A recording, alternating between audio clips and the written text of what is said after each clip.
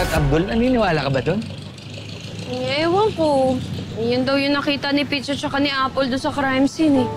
Di ba, mukhang mabait naman yung dalawang yun.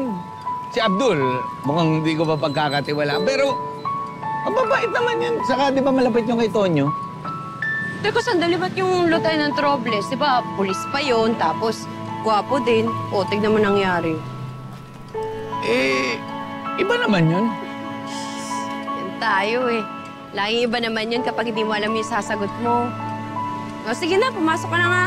Basta balita mo kapag may balita ka. Sige ba, basta mag-iingat ka.